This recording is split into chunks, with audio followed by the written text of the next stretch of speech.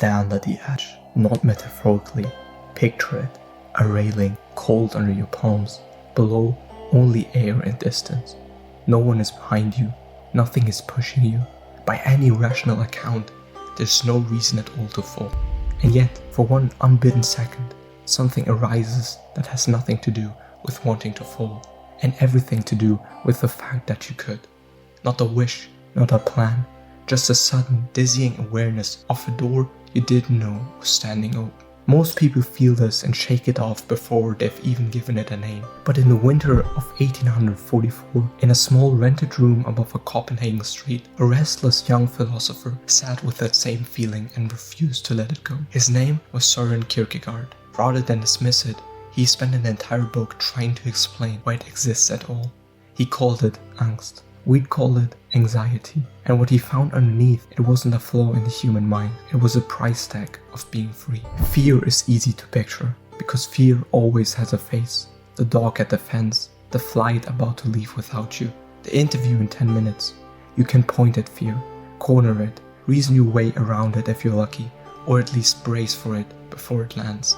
What Kierkegaard kept circling was something else, a feeling with the same weight as fear, but no target at all. It doesn't arrive because of something, it just arrives. And that missing cause is exactly what makes it so hard to shake. You cannot defeat an opponent that refuses to show its face. His claim, and it's the hinge the whole idea turns on, don't treat that feeling as a malfunction. Don't wave it off as static in a signal. It is the signal, the unmistakable sound of a self standing in front of a door that could swing open in more than one direction. Go back to the railing, the height was never really the point. Kierkegaard used it almost as a throwaway image, a way of making something abstract feel physical for a second.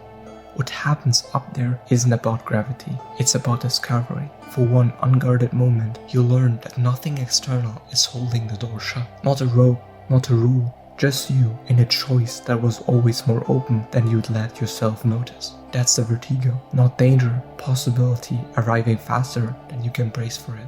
Kierkegaard didn't invent this feeling out of nothing. He went looking for its first appearance, and he found it in the oldest story he knew.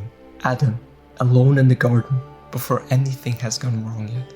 Not as scripture, as a case study. Before the fruit is eaten, there's no anxiety, because there's no real choice yet. Only a single path forward and a rule that has never been tested. The instant an alternative appears, the instant no becomes possible, anxiety appears in the very same breath. Not as punishment for choosing wrong, as a shadow freedom casts the moment it exists. You do not get the open door without also feeling the draft that comes through it. Kierkegaard wasn't only theorizing. 3 years before he sat down to write about anxiety, he lived it. He'd proposed to a young woman named Regine Olsen, been accepted, and then, for reasons he spent volumes trying to explain even to himself, broken it off. Copenhagen gossiped about it for years. He never fully explained it, not really. What he kept returning to in journal after journal was the sense that this choice, more than any other in his life, had been entirely his to make, with nothing forcing his hand in either direction. And that the dread he felt standing at that particular door was unbearable precisely because the door was real. He didn't write about anxiety as a philosopher pointing at other people's lives from a safe distance. He wrote it as a man who'd stood at his own railing and felt the pull. Strip away the garden, strip away the railing, strip away Regine Olsen's name. The feeling shows up anywhere a door actually opens. The job you keep telling yourself you'll leave eventually and mean it a little more each year. The relationship that isn't cruel, isn't broken, just isn't right and you've known for a while now. The city you move to where you don't yet know a single street or a single name. None of these come with an answer written in advance. Nothing is forcing your hand. And it is precisely why they arrive with the same light-headed drop as the railing did. The size of the feeling is, in its own strange way, an instrument. It measures how open the door actually is. A small door barely registers. A door that could rewrite the next 10 years of your life. That one takes your breath first, before it takes anything else. So what do you do standing in a drop? Kierkegaard doesn't offer a cure, because there isn't one on offer. The feeling is structural, built into the architecture of having any freedom whatsoever.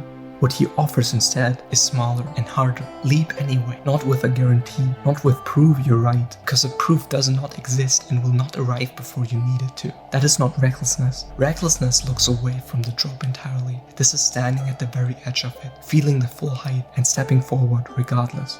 So here's the reframe worth carrying out of that cold room in Copenhagen and back into your own life. The lightheadedness that shows up before a real decision was never a warning telling you to step back from the railing. It's closer to a receipt, proof that the door in front of you is an actual door and that it is actually yours to open. What should you worry more is the doorway that produces nothing at all. Silence where the vertigo should be. That kind of numbness rarely means peace. More often, it means the door already swung shut somewhere you weren't watching.